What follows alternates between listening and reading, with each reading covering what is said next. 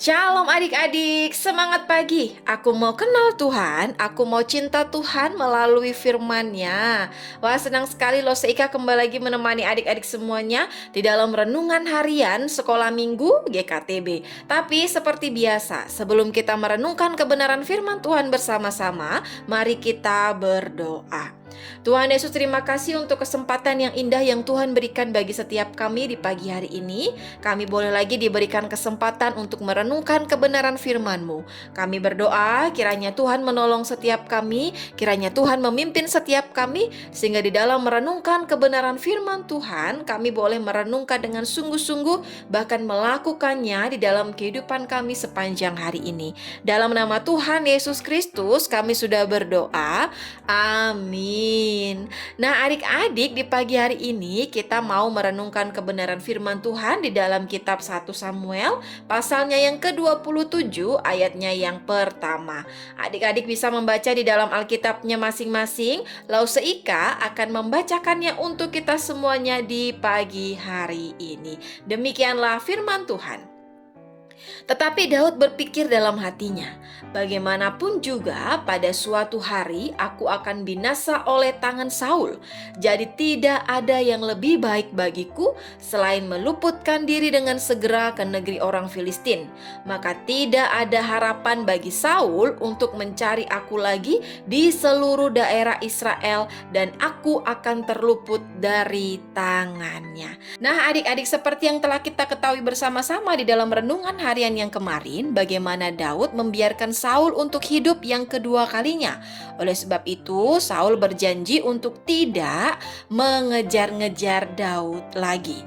Nah, sekalipun Saul ini telah berjanji untuk tidak mengejar Daud, ternyata Daud ini masih takut, Daud ini masih cemas, Daud ini masih berpikir dalam hatinya pada suatu hari ia akan binasa oleh tangan Saul. Oleh karena itu, Daud mencari cara yang terbaik supaya ia dapat melepaskan diri dari tangan Saul. Ia mencari jalan yang terbaik supaya ia dapat meluputkan diri dari tangan Saul, yaitu dengan cara pergi ke negeri orang Filistin yang pada saat itu merupakan musuh bangsa Israel. Daud berpikir ketika ia pergi ke negeri orang Filistin, maka tidak ada harapan bagi Saul untuk mencari dia. Tidak akan ada harapan bagi Saul untuk menemukan ia. Tidak ada harapan bagi Saul untuk membunuh dia, sehingga ia dapat terluput dari tangan Saul. Nah, adik-adik, Daud merasa bahwa apa yang dilakukan itu merupakan cara yang terbaik, jalan yang terbaik baginya, tanpa ia terlebih dahulu bertanya kepada Tuhan, tanpa ia terlebih dahulu mengandalkan Tuhan, seperti yang biasanya ia lakukan ketika ia sedang mengalami kesulitan-kesulitan. Nah, adik-adik, melalui kisah ini kita pun juga dapat belajar bersama-sama ya, bahwa di dalam kehidupan kita hari lepas hari, Tuhan mau untuk setiap kita untuk mengandalkan Dia. Tuhan mau setiap kita mengandalkan Tuhan di dalam semua aspek kehidupan kita, baik di saat susah, di saat senang, di saat sakit, di saat bahagia, dan semua hal yang kita alami dalam kehidupan kita. Tuhan tidak mau anak-anaknya mengandalkan dirinya sendiri, mengandalkan kemampuannya sendiri. Tuhan mau anak-anaknya mengandalkan Tuhan di dalam kehidupannya. Oleh sebab itu, adik-adik, di dalam sekolah adik-adik harus mengandalkan Tuhan. Di dalam aktivitas adik-adik harus mengandalkan Tuhan. Di dalam keluarga adik-adik juga harus mengandalkan Tuhan.